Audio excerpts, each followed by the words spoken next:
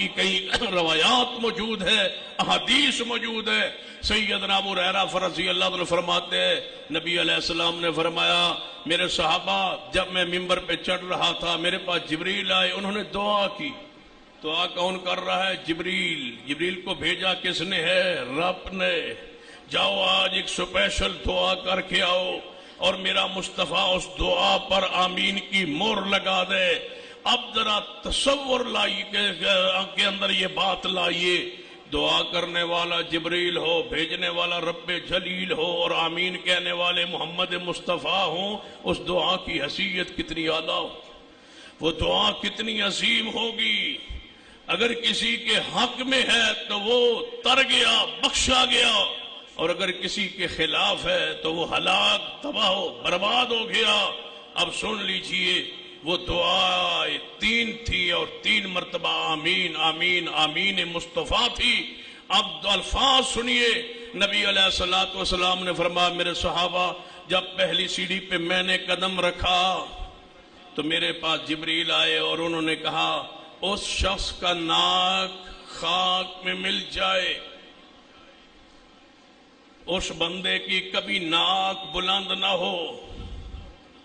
جو بھی کام کرتے ہو ناک کے لیے کرتے ہو نا، خوشیاں غمیاں ساریاں سجاتے ہو کہ میری ناک رہ جائے برادری میں، رسول اللہ فرماتے ہیں اس کی ناک کبھی نہ رہے، وہ دنیا اور آخرت میں ذلیل ہو جائے، وہ دنیا اور آخرت میں رسوا ہو جائے، ہمیشہ وہ ذلیل رہے، بے عزت رہے، توہین والا رہے، ہمیشہ وہ برباد رہے، ہلاک رہے وہ شخص۔ کون کہہ رہا؟ جبریل رحمت للعالمین اس پر کہہ رہے ہیں آمین۔ وہ کون سا شخص ہے؟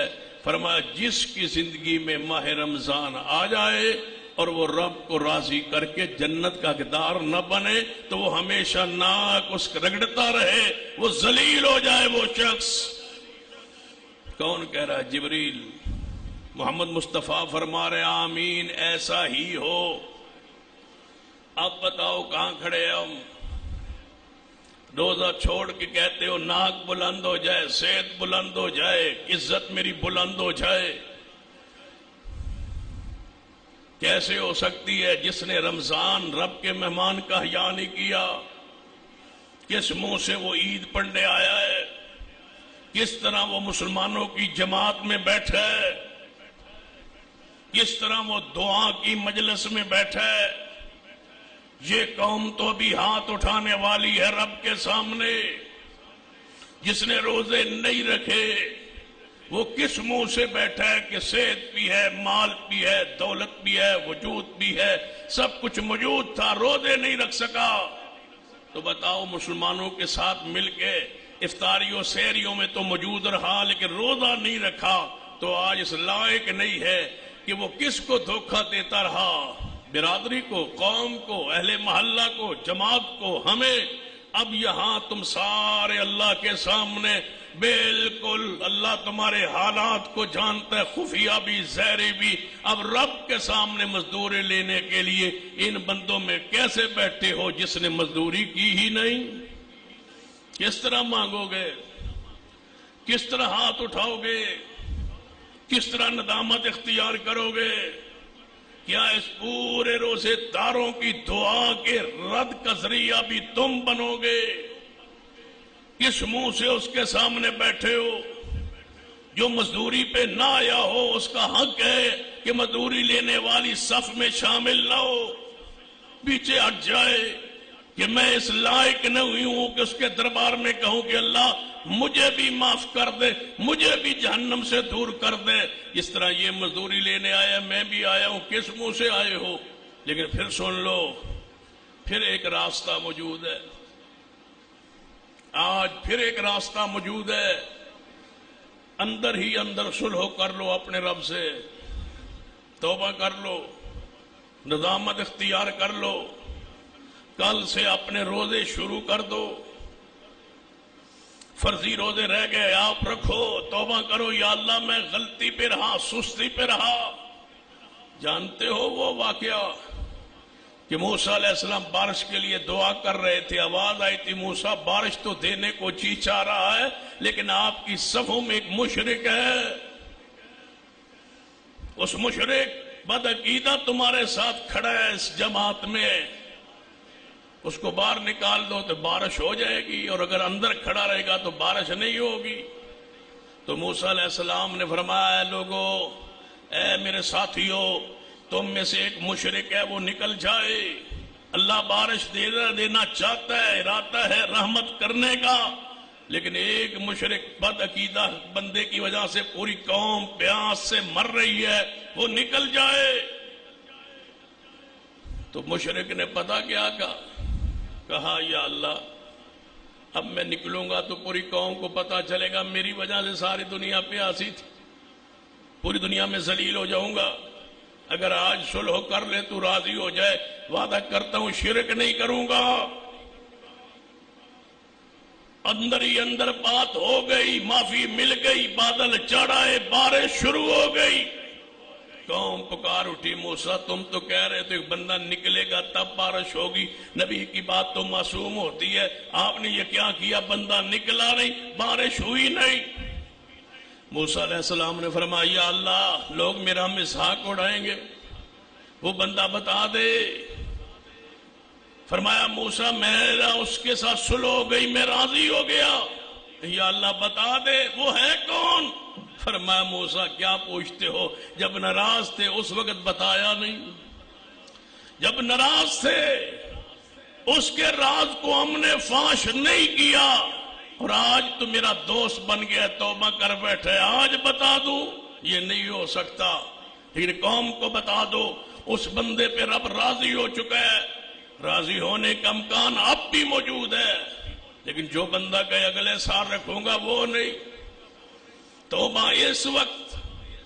دوسرا وہ شخص جس کی زندگی میں اس کے والدین بوڑھے ہو جائیں اور وہ ان کو خدمت کر کے جنت نہ لے سکا، وہ شخص ہمیشہ اس کا ناک کبھی اونچا نہ ہو اور نہ کبھی ہوا ہے، ذلت رسوائی اس کا مقدر ہے۔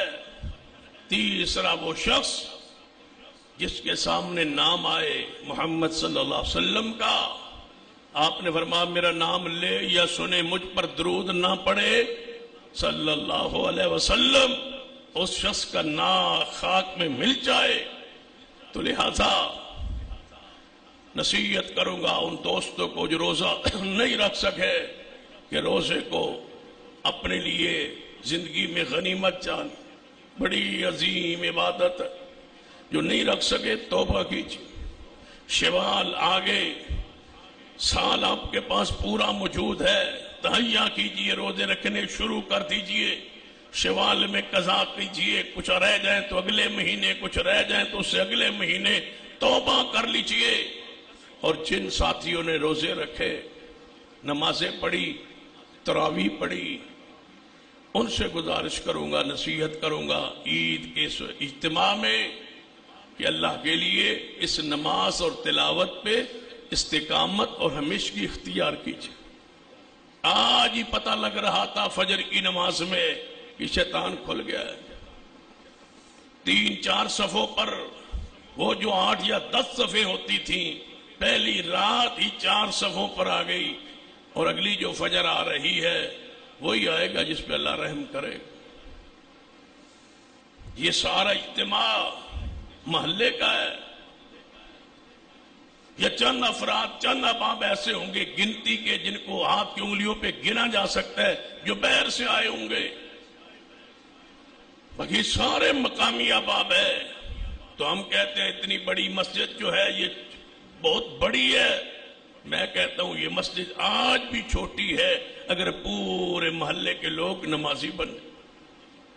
ہماری وجہ سے یہ بڑی ہے کہ ہم آتے نہیں، پھر اتنے بڑے برتن میں تھوڑا سا پانی، تھوڑے سے بندے، 1-2 صفیں ہوں گی کل کی فجر میں، دنیا کس کا ماتم کرے گی اور کس طرح روئے گی، کس طرح رحمت برسے، کس طرح یہ کرونا کی وبا ہم سے دور ہو جائے۔ ہم تو بے نماز ہیں، اور صبح کے وقت پھر ایسا ہوتا ہے ہمارے شیخ ہے کراچی سے مولانا محمد حسین میمن حافظ اللہ، اللہ ان پہ رحمتیں فرمائے، وہ جب فجر کی نماز میں کہیں درس دینے جاتے تو درس پہ اکثر بچے نہیں ہوتے، عشاء کے وقت جلسہ ہو درس ہو تو بچے زیادہ عوام تھوڑی، تو وہ فجر کے وقت درس پہ ایک جگہ گئے تو پوری 1.5 صف بندوں کی، بڑے بندوں کی، ایک بچہ تھا۔ تو شیخ بڑے وہ کچھ مزاحیہ بھی ہے، عالم بھی ہے، محدث بھی ہے، فرمانے لگے تمہارے بچے کدھر ہے؟ 1.5 صف جو یہ نمازیوں کی ہے تم سارے اترے ہو، تمہارے بچے کہاں ہیں؟ بے اولاد ہو تم؟ بندے کہنے لگے ہو شیخ جی بے اولاد تو نہیں ہے، سب کی اولاد ہے۔ فرمایا یہ ایک بچہ ہے، یہ سب کا مشترکہ ہے، یہ پورے محلے کا بچہ ہے، کہاں ہیں آپ کے بچے؟ کہنے لگے جی وہ گھروں میں سوئے ہوئے ہیں۔ فرمایا شرم نہیں آئی مسجد میں آتے ہوئے بچوں کو سلا کر؟ سکول کے وقت تو جاگ آ کے سکول بھیجتے ہو، نماز کے لیے تم اٹھا نہیں سکتے کہ گبرو ہونے کا وقت ہے، جوان ہونے کا وقت ہے، ابھی سونے کا وقت ہے، جوان تو ہو جائے گا، لیکن قو انفسکم واہلیکم نارا، نماز پر، تلاوت پر استقامت اختیار کیجیے، دوام اختیار کیجیے۔ جس نے رمضان میں شیطان بند ہونے کی وجہ سے نمازیں پڑھی اور آج وہ نمازوں کو چھوڑ دے تو گویا اس کے سارا رمضان ضائع، کوئی قبول نہیں ہوگا اگر آئندہ نماز نہیں پڑھے گا۔ بندے کو دھوکہ لگ سکتا ہے، رب کو دھوکہ کون دے سکتا ہے؟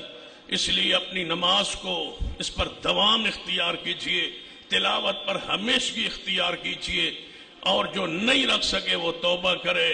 اللہ مجھے اور آپ کو توفیق عطا فرمائے۔ وہ لوگ